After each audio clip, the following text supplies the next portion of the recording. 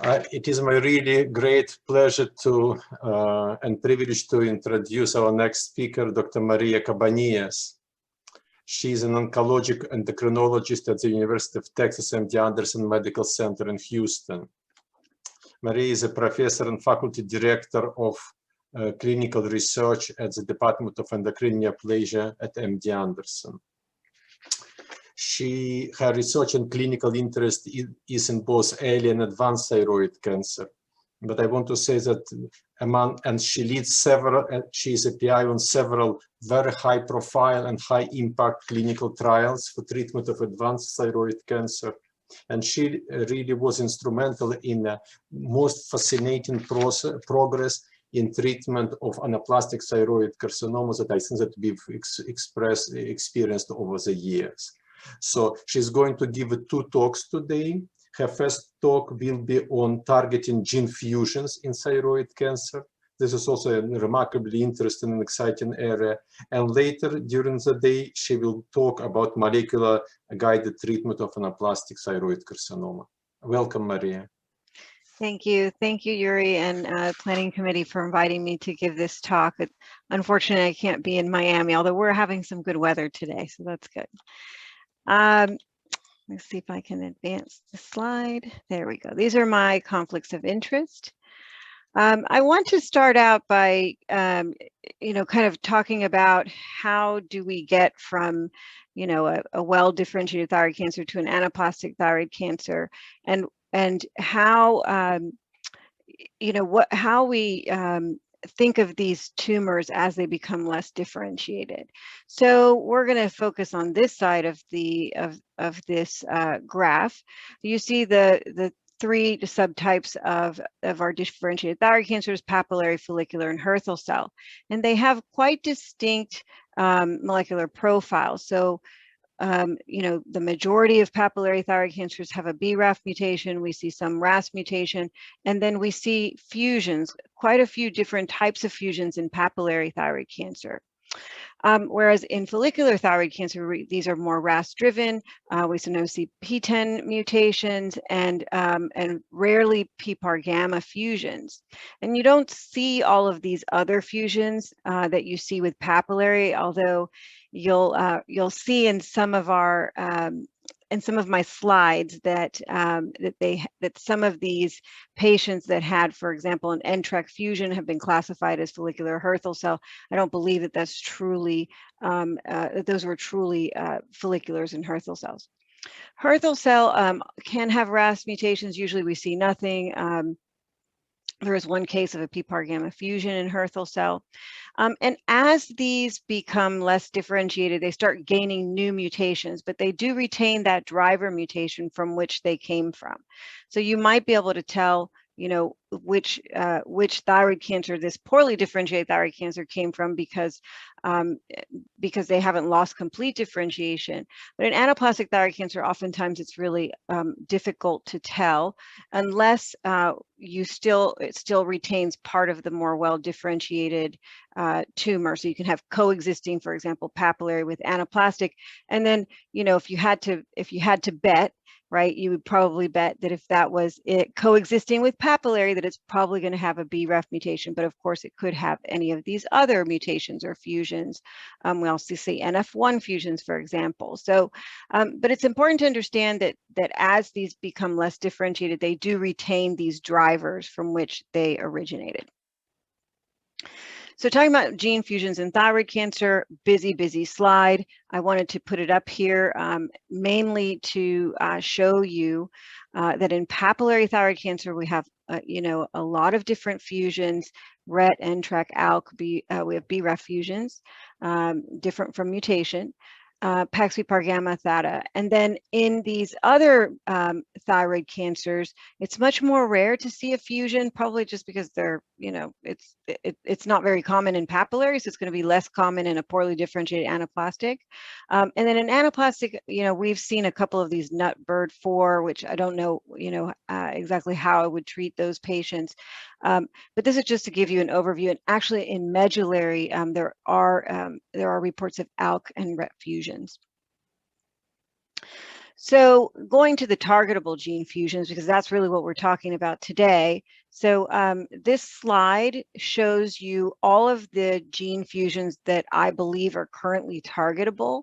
I'm going to discuss all of them except for BRAF fusions because we don't have enough data yet.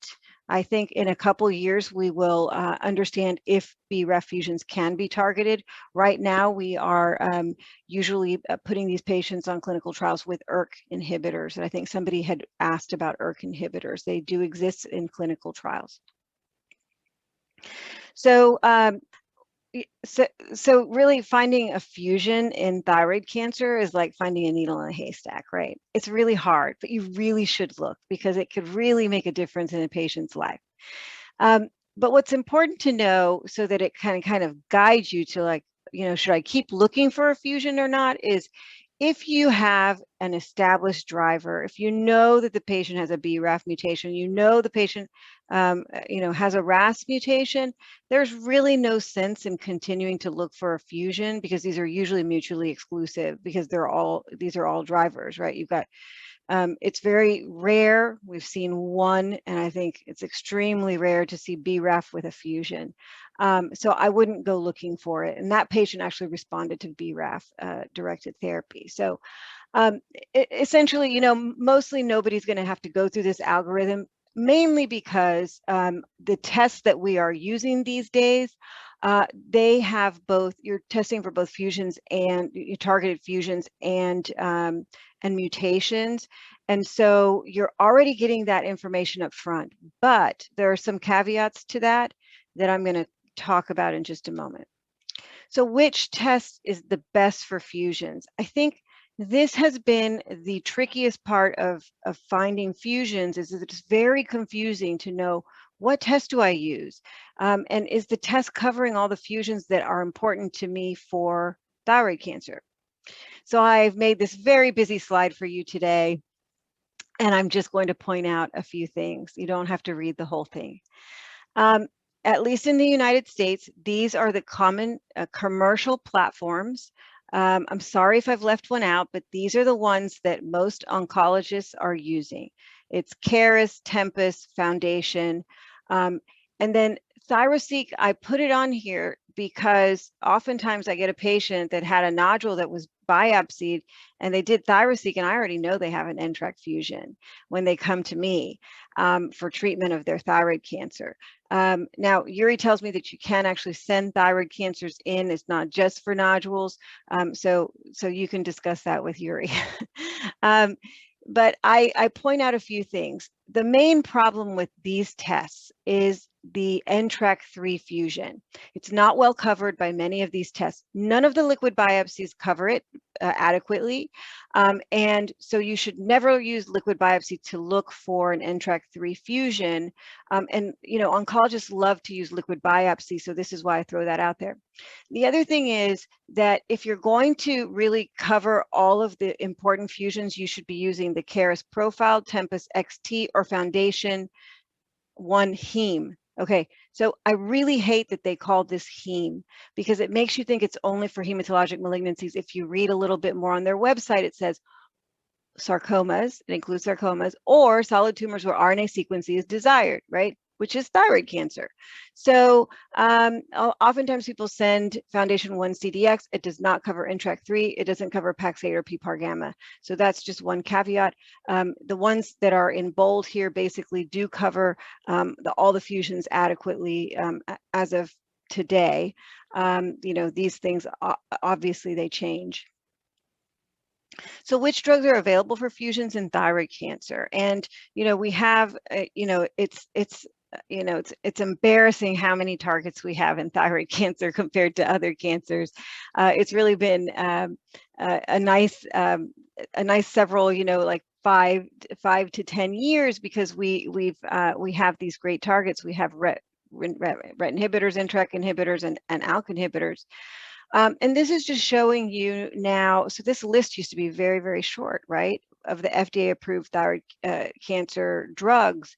Now we have, added these 3, right? So we all know about sorafenib, lenvatinib for DTC, vandetanib, cabozantinib for MTC, Cabozantinib is moving into the DTC space, so stay tuned for that. For BRAF mutated anaplastic thyroid cancer, we have dabrafenib, trametinib. We have NTRK inhibitors for solid tumors with NTRK fusions. So we see these in thyroid cancer, and then we have 2 drugs for the RET alteration, thyroid and lung. One thing that I would like to mention with the NTRK inhibitors is that entrectinib also targets ALK and ROS1 fusions. It's not approved for that for thyroid cancer. It's only approved for targeting NTRK fusions, but it's, you know, it is important to know that. So I often get asked, which drug should I choose first? Should I do, you know, VEGF receptor inhibitors? Or should I do something more targeted? There are pros and cons of both of these. You know, the VEGF receptor inhibitors, they have a lot of adverse events. There are some contraindications to using them that I'm not going to go in today, but they're very efficacious. And they're easy to get, at least here in the United States, because they're FDA approved. The the more targeted drugs where they're targeting an oncogenic mutation or fusion, you know, the efficacy in papillary thyroid cancer, you saw what Jim just presented with the vemurafenib, for example. Very efficacious in anaplastic though, but you know, your patient has to have the mutation or fusion. You have to prove that they have it. The bottom line is that eventually your patient's going to need a second-line therapy because all patients eventually develop resistance to targeted therapies. So let's start with RET fusions. So RET fusions are seen in thyroid and lung. And they're very rare in other solid tumors, and you can see them listed out here on this little picture, and you can read them yourself right there. In thyroid cancer, the most common fusions are CCD-C6, NCOA4, and TRIM33, but there are more than 25 fusion partners that have been described. So, you know, we see novel fusions all the time. And there are 2 selective RET inhibitors, Pralsetinib and Selpercatinib. So, you know, it's not just the selective RET inhibitors that actually target RET, but there are other inhibitors such as cabozantinib, vandatinib, even lenvatinib target RET, but they also have VEGF receptor inhibition. Just to point out, really, with this slide, I really wanted to just point out the differences in Pralsetinib and Selpercatinib in terms of the IC50. So the lower the number, the more potent the drug is. The IC50 for RET is excellent for both of them. When you look at VEGF receptor, it's very different, right? For the IC50s are a little bit different, and that may be what causes a little bit of hypertension in these patients. I see that it's particularly bad with Selpercatinib, but both of them cause hypertension. And then also the slide just serves to show you that there are new RET inhibitors coming on board. Hopefully they're going to help with resistance to the drugs that are already approved, but we don't know yet. So they're still in clinical trials.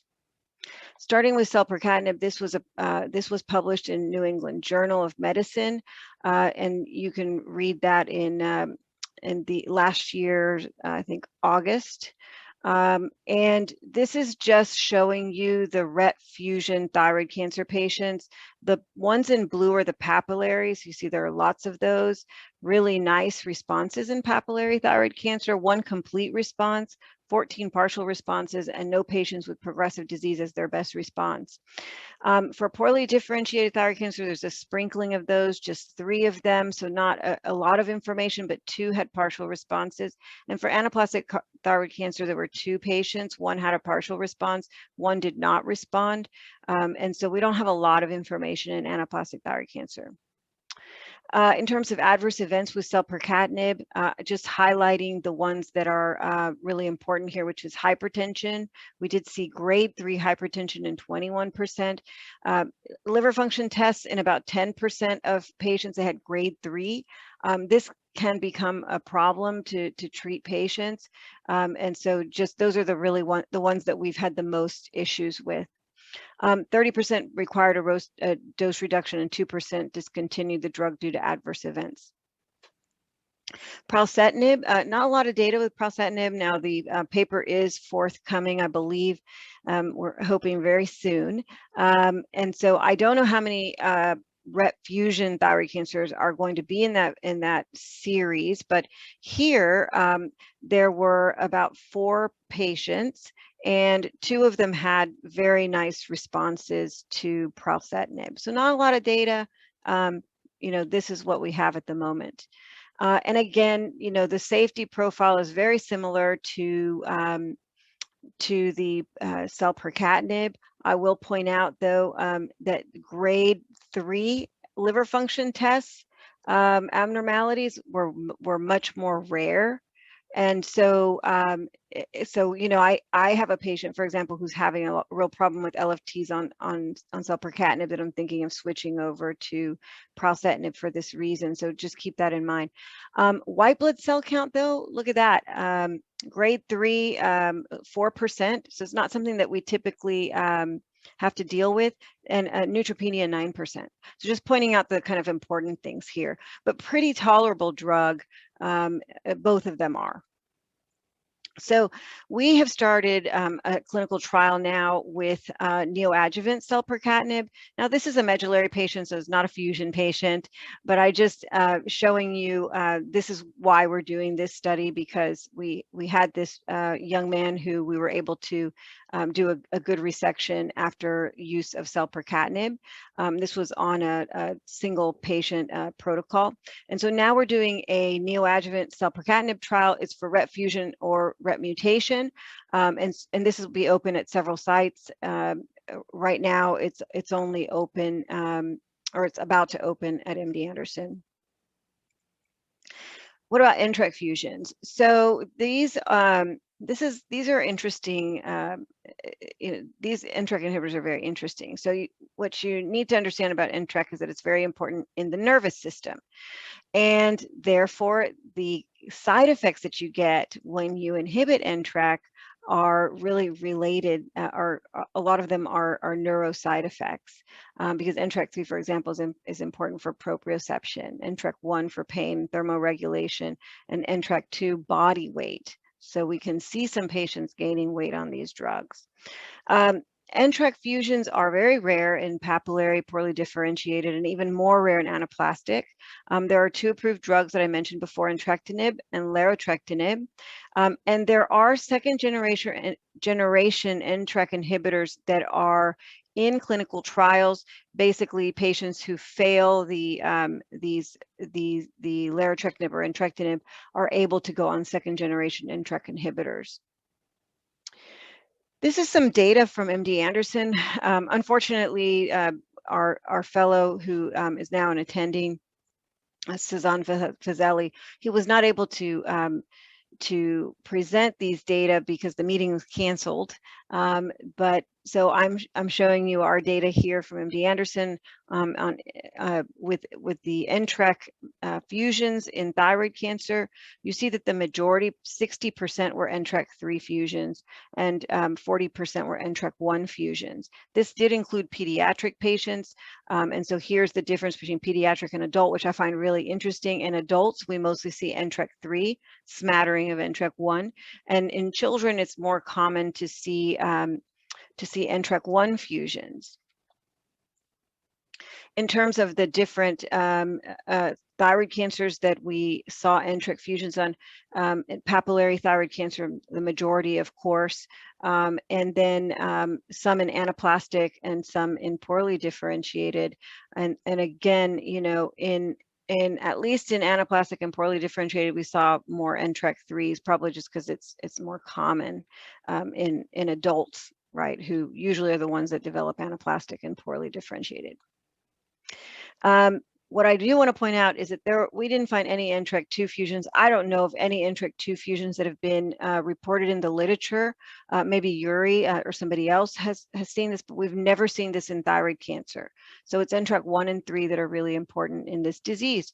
And so this, again, a busy slide, but what I want to point out is, again, the NTRK3. I keep harping on it because this is the fusion that we miss the most on these different assays. And the reason is that, for example, a lot of these tests targeted fusion tests will test for ETV6, but not for NTRK3. And NTRK3 can have other partners like EML4 and these other partners here.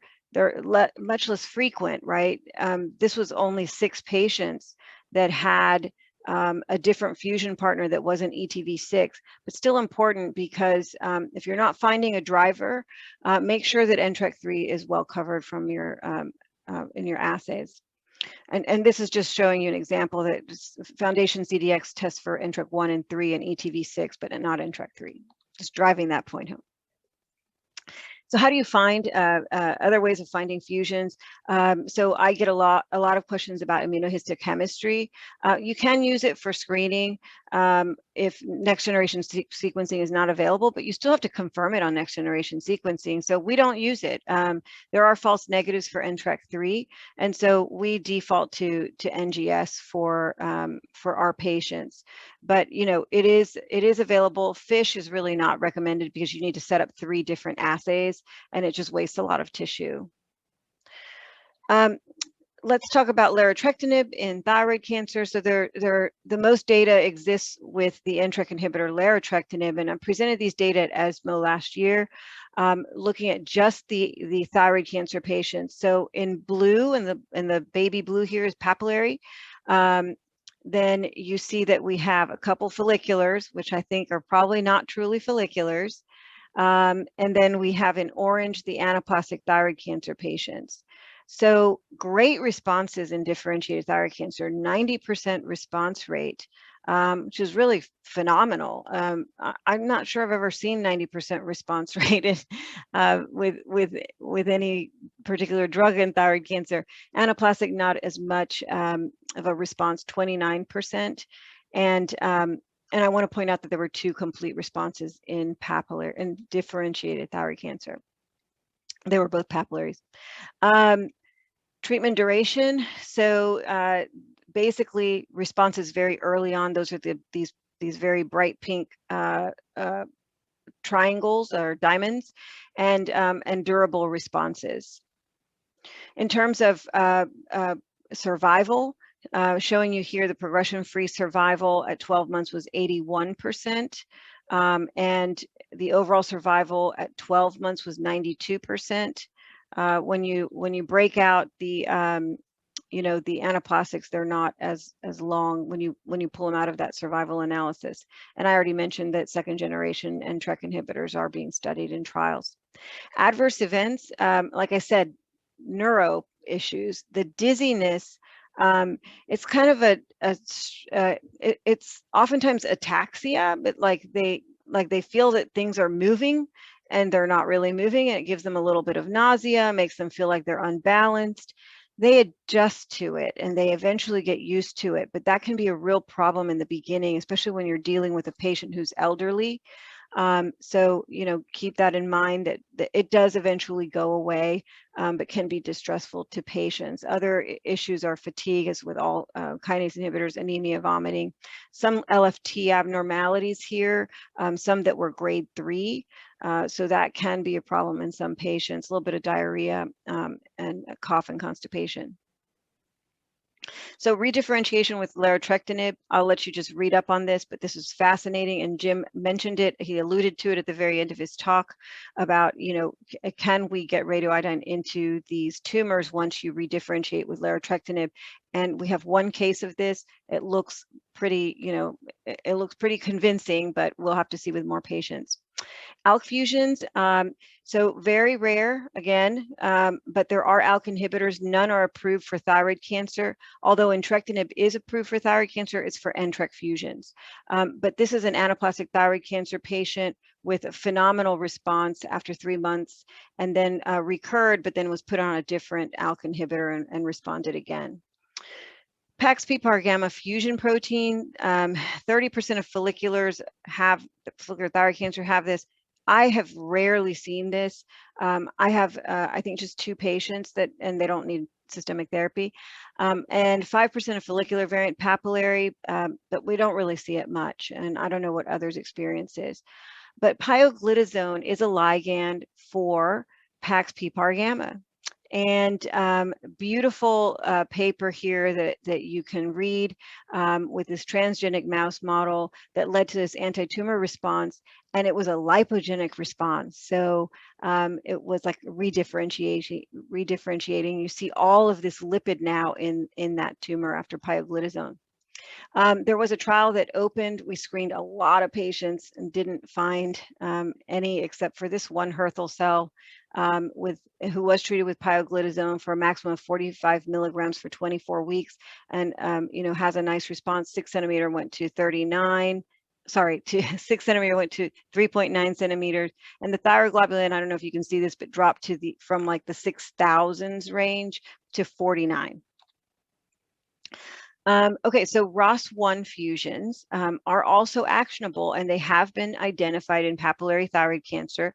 This first patient that was reported did not need systemic therapy, but this second patient that was reported was a 50-year-old with an EZR ROS1 fusion, metastatic papillary, quite disseminated brain, bone, liver, treated with entrectinib on a clinical trial and had a partial response. So this is just showing you very early response at 4 weeks.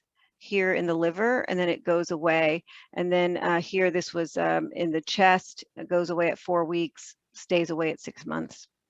So these are going to be extremely rare, but you may be able to target these. So in summary, please look for fusions when there's no other driver present, because we do see very nice responses, at least in the differentiated thyroid cancers. Understanding the limitation of molecular test is important. Please don't use liquid biopsy to look for NTRK3 fusions. And then responses to molecular targeted therapy for fusions are excellent in papillary, not as great in anaplastic. They're not as durable, but we do see some responses. I would continue to enroll ATC patients in trials if you're going to target a fusion. And then the next step is to try and figure out what the resistance mechanisms are in this fusion-directed therapy so that we can develop other treatments that might be effective for these patients who've progressed. And with that, I'll end there and pass it over.